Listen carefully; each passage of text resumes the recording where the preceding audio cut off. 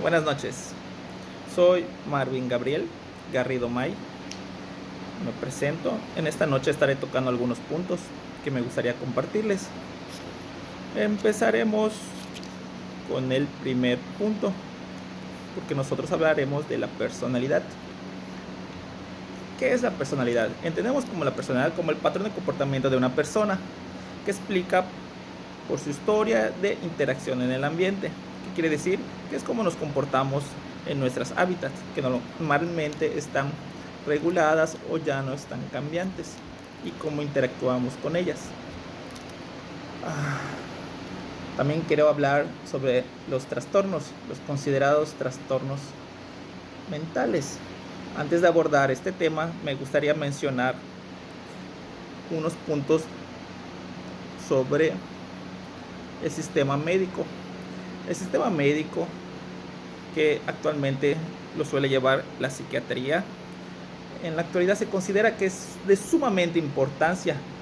Tengo algunos profesores que los llegan a ver como si fueran unos ilustres dogmáticos, que no hay cambios en su punto de vista, algo que en lo particular y en muchas pruebas se ha demostrado ineficiente. ¿Qué es lo que quiere decir? Que las pruebas han mostrado que las pastillas, los tratamientos suelen ser no mucho más eficaces que un propio placebo. ¿Qué quiere decir esto?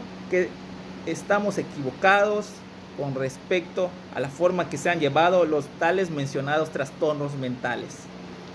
No vengo a hablar de por qué hay un cambio, por qué la medicina, por qué la psiquiatría ha adoptado estos, porque si no se me haría un video muy largo, pero puedo mencionar algunos puntos importantes.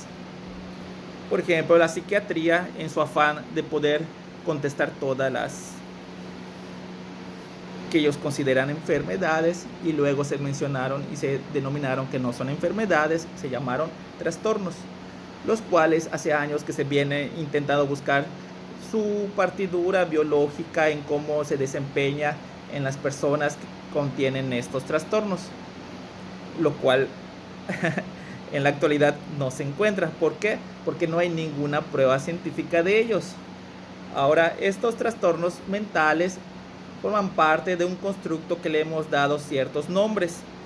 Así como le hemos dado ciertos nombres, pues a lo largo de la historia los han ido clasificando, lo que se viene siendo en la actualidad como el DSM-5, y por ello muchos de los colegas psicólogos tienden a usarlo de manual o de guía, y se suelen olvidar lo más importante. Y lo más importante es que cada persona es diferente, cada prueba hay que analizarla, y sobre todo que la psiquiatría es una ciencia que está impulsada por la industria farmacéutica. Muchos no lo ven de ese punto porque han sido educados desde las universidades de conllevar un sistema riguroso de entrevista, análisis, énfasis, buscando siempre tener los puntos para poder catalogarlos en el DSM-5, pero las personas somos muy complejas, no somos una tasa de puntos que debemos de cumplir para formar parte de un trastorno. En la actualidad se ha demostrado que cualquier perdón, se ha demostrado que cualquier paciente, mal nombrado paciente, que alguna persona que llegara a pedir y requerir una ayuda de un psiquiatra no tiene pruebas de que sea mejor tratado que un psicólogo. Y aquí van a entrar muchos, tal vez, detractores mencionando que hay pruebas, pero así como hay pruebas, también hay otras pruebas que no se hacen tan conocidas. ¿Por qué no se hacen tan conocidas? Porque los medios, que son más dominados por el sistema médico, prefieren sacar sus propios estudios que muestran que las pastillas son mejores tratadas, son mejores en las personas, lo cual es un completo tema de debate, porque existen las otras pruebas que no. Bueno, Para ello, pues, ¿qué podemos entender como trastorno? ¿Qué nos dice el DSM-5? El trastorno es un síndrome, un conjunto de síntomas y signos o patrón conductual, ojo, o patrón conductual o psicológico que se produce en un individuo, el cual refleja una disfunción psicobiológica de procesos psicológicos, biológicos o del desarrollo subyacente en la función mental. Esta disfunción resulta en una angustia clínicamente significativa, como un dolor o una discapacidad o deterioro en las áreas importantes de tu vida.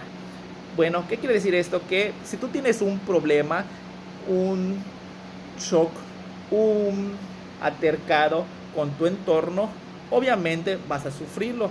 Entonces, esto viene explicando que en las áreas importantes de tu vida, tú tienes una discrepancia con ellas. Entonces, esto viene dando algún trastorno. Depende del nivel que se vaya dando. Por ejemplo, por eso el DSM-5 va catalogando con 1 punto, 2 puntos, 3 puntos, 4 puntos. Entonces, mientras más vayas teniendo los puntos, se te va considerando que ya formas parte del trastorno. Ahora, ¿qué es lo que pasa? Esto hay que entenderlo como un constructo. Cada persona es un propio mundo, cada hábitat de la persona es cambiante. La persona puede estar cambiando, por ejemplo, un adolescente puede estar cambiando sus hábitats, no es regularmente en un hábitat que se quede y se desarrolle. Por eso hay algunos trastornos en el DSM-5 que mencionan que necesita haber varios cambios en sus diferentes entornos. ¿Qué quiere decir esto? Que en la escuela tienes alguna problemática, en tu casa tienes alguna problemática, en tu trabajo tienes alguna problemática. Entonces, no es solo de decir, oh, tengo muchas problemáticas en mi casa, no me llevo con mis papás, no hablo, no salgo, no duermo. Y pues, si solo allí ocurre, pues hay que analizarlo exactamente. Es curioso porque mientras más lo vayas analizando, más te vas dando cuenta que esto solo es una guía para poder entender por dónde podríamos ir avanzando.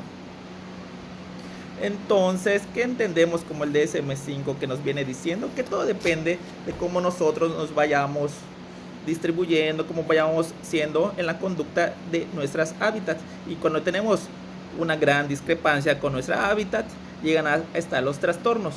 Ahora, ¿qué viene siendo una gran problemática en nuestras hábitats? Cuando ya no podemos por nosotros mismos, ya no podemos salir de ello. ¿Por qué pasan estas condiciones? Pasan estas condiciones porque a lo largo de nuestro aprendizaje, de nuestra vida, hemos aprendido equivocamente estos procesos de socialización, estos procesos de entendimiento de nuestras hábitats. Por eso se recomienda ir a terapia. Muchos especialistas que pues yo he conocido te dicen, no quiero meterme ni siquiera, un ejemplo, con la esquizofrenia. ¿Por qué no quieren meterse con la esquizofrenia? Porque es mal sabido que un psiquiatra vas y te medica. Esquizofrenia, ellos. ¿Por qué? ¿Por qué ese desapego ante algo tan bonito que es la psicología para poder entender los procesos cognitivos de las personas? Hay que profundizar, pero pues sería un video muy largo, lo cual quiero hablar de la esquizofrenia. Esquizofrenia. La esquizofrenia es un trastorno mental grave, crónico, que se define por la presencia de 2 o más síntomas caracterizados de una o parte significativa de un periodo de 6 meses. ¿Qué quiere decir esto? Quiere decir que si nosotros tenemos esas problemáticas que vienen siendo alucinaciones, delirios, comportamientos desorganizados a lo largo de más de 6 meses, según el DSM-5, que fue de aquí sacada la definición, nosotros tendremos este trastorno. Ahora, ¿qué pasa? Que hay que hacer un análisis riguroso para saber si estos síntomas negativos vienen siendo causa de qué. Y aquí cae lo que venía diciendo, que hay que analizar, hay que hacer un análisis conductual profundo para poder entender de qué viene. Ahora, ¿por qué hay que analizarlo? Porque estas alucinaciones, estos delirios no nacen de la nada. Estas alucinaciones, por ejemplo, cuando nosotros vemos sombras, escuchamos delirios en nuestra en nuestro razonamiento, podemos entenderlo como una presencia evidente, manifestada de la esquizofrenia, los cuales normalmente nosotros tenemos, pero como no tenemos este título, pues nosotros no les solemos prestar atención. En cambio, si una persona, un paciente llega con estas problemáticas y le dicen, no, le dan el título de esquizofrénico, tengan por seguro que esa persona, además que va a estar marcada de por vida, va a estar viendo todos estos detalles a lo largo de su escucha, de su vista.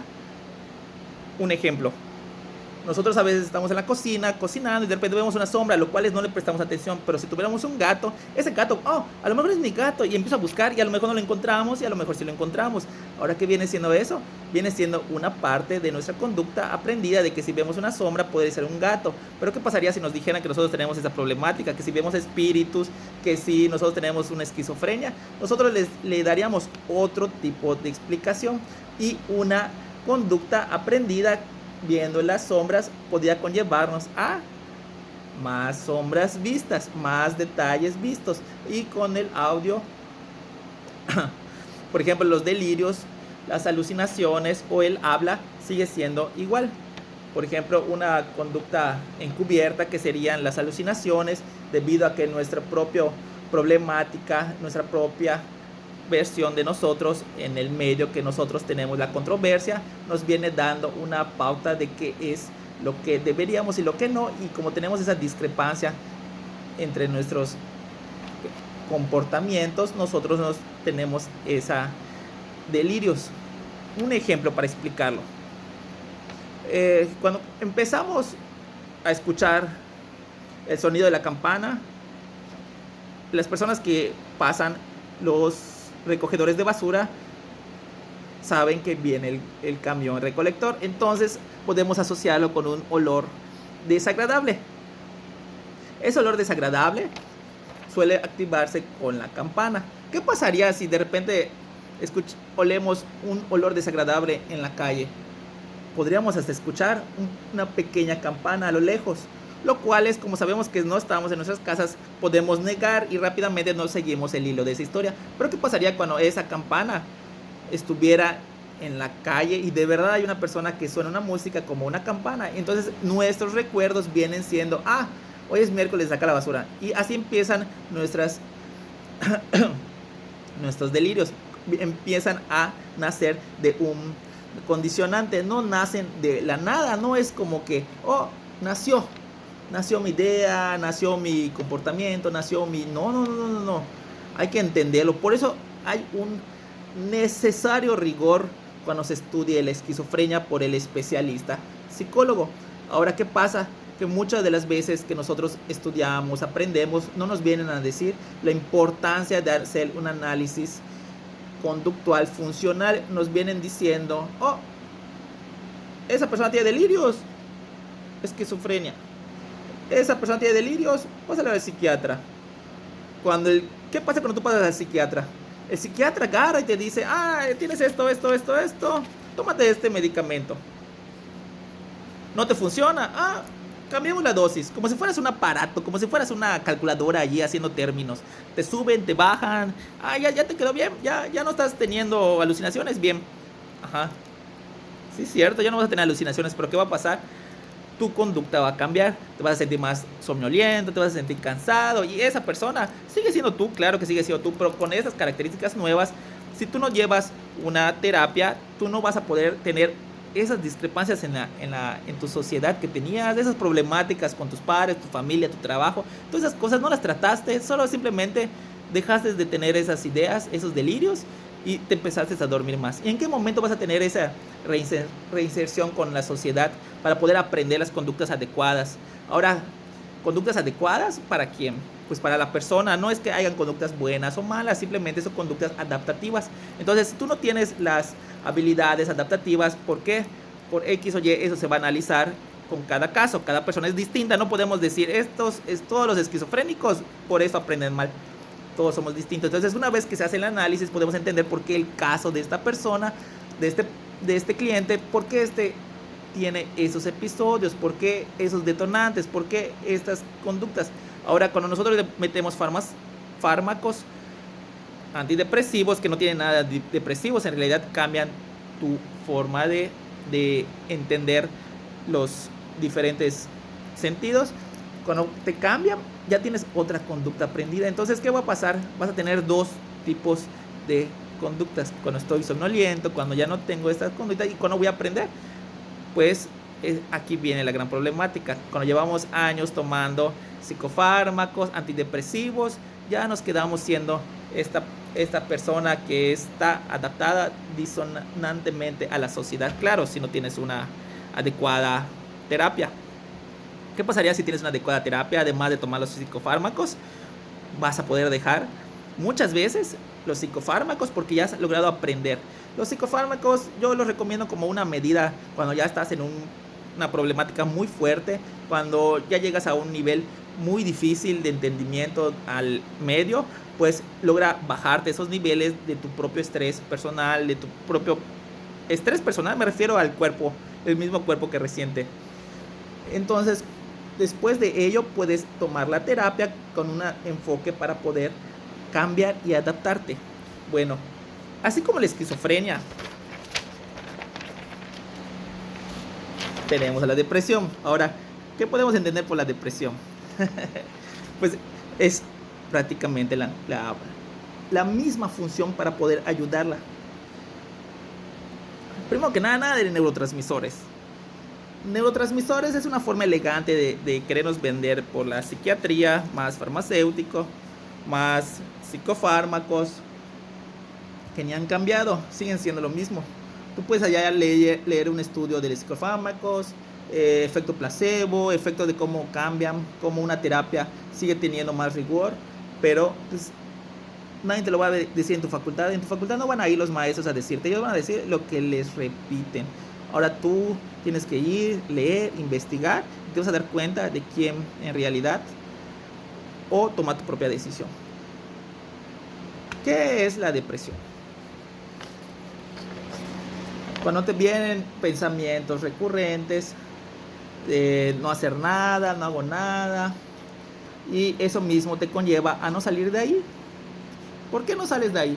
Porque cada vez es más difícil debido al costo-respuesta, porque todo tu propio entorno que has dejado empieza a ser un lastre para ti. Entonces no es como que tu conducta depresiva se agudiza, sino que el entorno que tú ya mismo has creado cada vez va a ser un costo más difícil.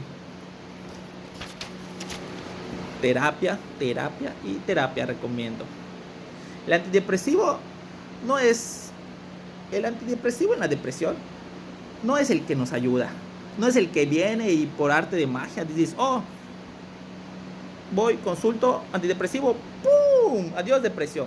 No es el elemento causal del asunto. ¿Qué es el elemento causal? El que nos va a hacer cambiar la depresión va a ser que el dormir bien, un sueño reparador, eso nos va a ir cambiando. No solo eso, también la adaptación. Entonces el psicofármaco nos va a dar esa otra ayuda para dormir bien, lo cual con terapia también conllevado podría, hasta sin el psicofármaco, cambiarnos. Porque hay gente que de repente tiene depresión y de repente a 1 año, 2 años o su mismo estilo de vida le ha cambiado. ¿Por qué? Porque nosotros estamos hechos para poder buscar esa solución. La psicoterapia, la terapia que nos va ayudando para poder pasar estos procesos en una forma más orgánica, más rápida, más sencilla. Tengo un maestro que por allá dice que le gustaría que todos tuvieran salud mental sin necesidad de terapia. Pues la verdad todos buscamos la homeostasis, simple y sencillamente que la terapia es una forma más rápida. Ahora pues, ¿qué terapia deberías hacer? Pues la terapia que te ayuda más rápido, no la terapia que te va a durar años, como el psicoanálisis. Ahora, como tercero, TDAH, trastorno de atención, hiperactividad. Patrón que tenemos por el DSM-5 que nos explica qué es el TDAH. Patrón persistente, inatención e hiperactividad, impulsividad que interfiere significativamente en el funcionamiento social, académico o laboral. De los puntos que se van dando en el DSM-5 se necesitan alcanzar 6 por ejemplo, la hiperactividad, distractor y todos esos, para niños menores de 17 años. Para adultos deben de ser 5 puntos. Así como si se dan cuenta, como si fuera una calculadora nos quiere ver.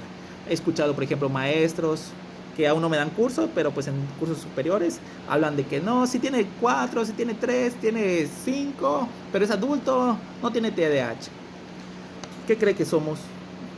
¿Una calculadora? ¿Dónde está el estudio funcional de tu conducta de la vida aprendida en una entrevista?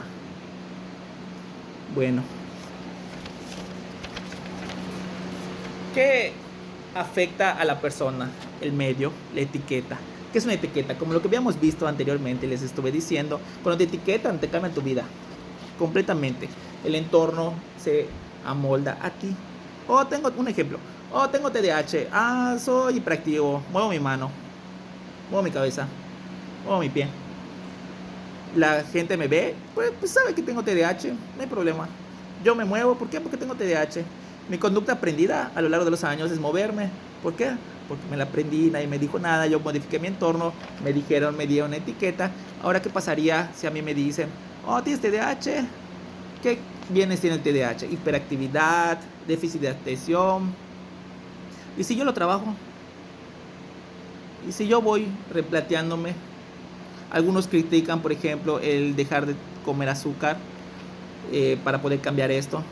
Pero en realidad, dejar de comer azúcar forma parte de una verdadera salud mental, una verdadera salud, algo que erróneamente conocemos como salud mental. El TDAH, puedes tomar pastillas y se puede comprobar. Tú le preguntas a una persona que toma pastillas a lo largo de sus años cómo se siente, cómo cambia, cómo le ha influenciado, y obviamente viene influenciada por a lo largo de su vida. ¿Qué pasa con una persona que tiene TDAH y queda adulta? Todos los procesos mentales, procesos cognitivos de sus propias conducta que ha aprendido, él ya sabe cómo tratarla, qué no decir, qué decir. Él sigue siendo el mismo. Él simplemente se dio cuenta que para adaptarse a la sociedad, esas conductas hiperactividad, impulsividad que él decía, pues no son bien vistas. ¿Por qué no son bien vistas? Porque no me voy a poder relacionar con las personas. Algo que pues para los niños que tienen esto, según, no se dan cuenta. ¿Por qué no se dan cuenta? Pues habría que profundizar en un video más largo porque no se dan cuenta. Por ejemplo, cualquier niño que tenga TDAH vas a poderle encontrar habilidades, y en los libros de texto de los psicólogos lo dicen, que esos niños tienen grandes habilidades, tienen otros enfoques, hiperfoco, chalá, y en realidad es porque nosotros no somos una computadora que puede aprender de todo en la vida. Vamos aprendiendo por varios procesos. Algunos van a aprender la atención antes, algunos van a aprenderla después, algunos les va a ser más difícil el aprendizaje debido a que su enfoque es más corto en la edad pequeña, pero no quiere decir que por eso van a aprender otras condiciones de vida. ¿Qué pasa? Que las personas son diversas, son múltiples, y no somos una computadora para ir con el primer hardware, segundo hardware de vida, tercer hardware de vida. Aunque la mayoría vienen siendo con unos procesos ya definidos, no quiere decir que toda la humanidad va a ser los mismos procesos. Algo que podrían entender si no tuviéramos las etiquetas que te van marcando, vas condicionando tu vida, vas cambiando tú, y se te queda como un ejemplo muy rápido.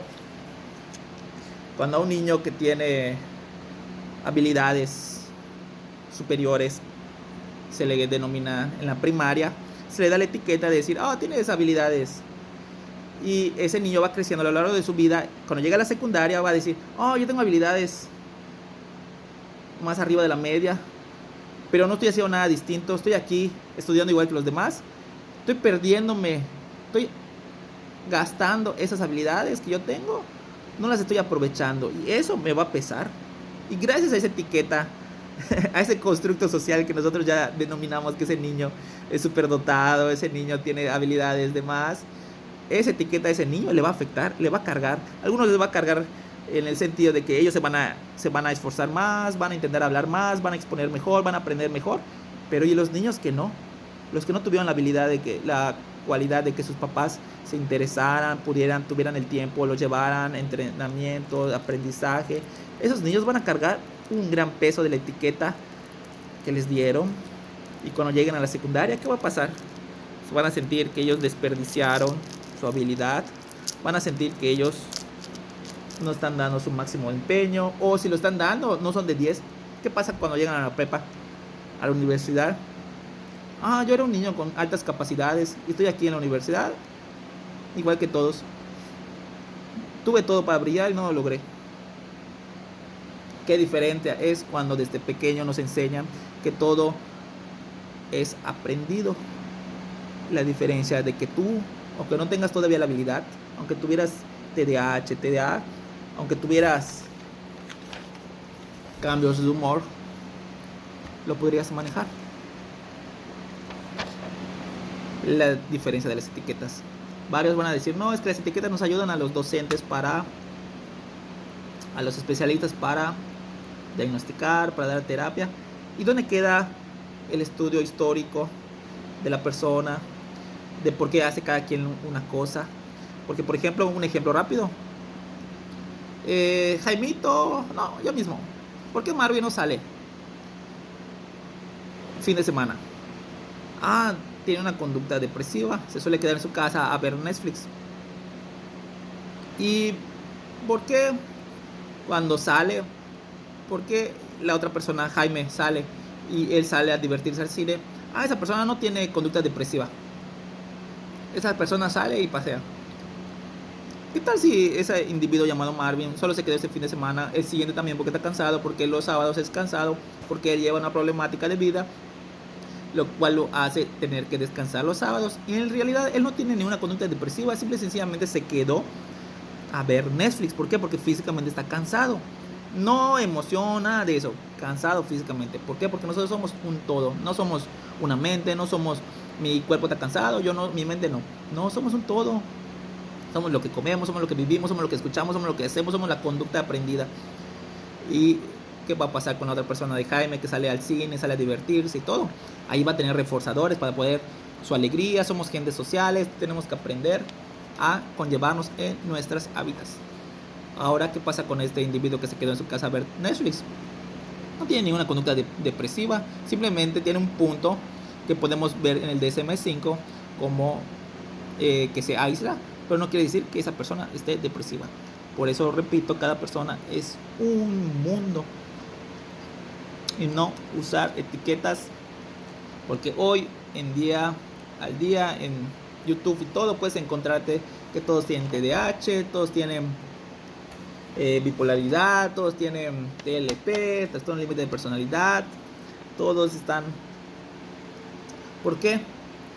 Porque cuando tú empiezas a querer modificar tu entorno, las personas van a decir, esa persona tiene TDAH, no importa que sea olvidadiza, y nosotros ya no aprendemos, y además que ya no aprendemos, ya no nos esforzamos, ya no queremos esa conducta aprendida. Entonces hay que tener muchísimo cuidado. Por eso etiqueta de trastornos. Con esos trastornos, como dije al principio, ¿quiénes son los que los llevan? Los psiquiatras. ¿Quién es la tercera industria más rica del mundo? La medicina. Entonces, ¿cómo vamos a estar creyendo con sus propios estudios hechos por ellos mismos? Son los que ellos muestran. Y los estudios hechos por un sinnúmero de gente muestran que en realidad la terapia es mucho más efectiva, no hay cambios, esas pastillas son más placebos, esos neurotransmisores es una completa y absoluta máster de calumnias.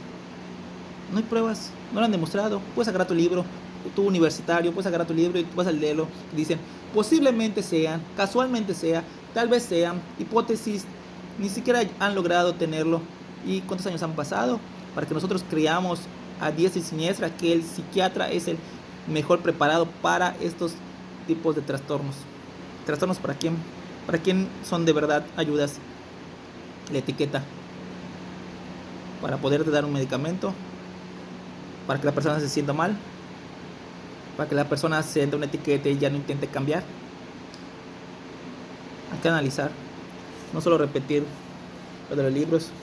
Yo no estoy sacándolo todo de mi manga. Hay muchos libros que hablan de ello. Sobre todo en Latinoamérica, que estamos súper atrasadísimos. Hace falta mucho conocimiento. Nuestro propio sistema de enseñanza.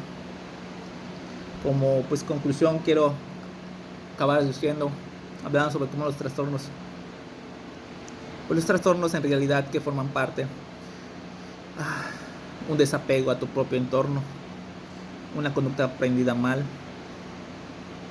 Y tú vas a decir, no, es que los libros de texto, los libros no sé qué. Lee los libros de texto, lee de dónde sale el DSM-5, lee de cómo han cambiado, cómo el DSM-3, que fue el que primero se empezó a hacer, hablaba sobre la homosexualidad, cómo se conllevaba, cómo hay un cambio drásticamente a lo largo de los años, cómo en la actualidad ya no se está llevando ese sistema en Europa de los trastornos, cómo los psiquiatras usan nada más unas herramientas, como son una tecnología. La medicina no es una ciencia, es una tecnología. Todo este cambio y paradigma que han estado teniéndose en el mundo de la psicología, no estamos repitiendo un libro de 1980, estamos aprendiendo. Y si tú prefieres usar términos del siglo pasado, escuchar a tus líderes de dinero para que tomes una pastillita y te sientas bien, pues puedes quedarte ahí. Simple y sencillamente no eduques a personas en ello.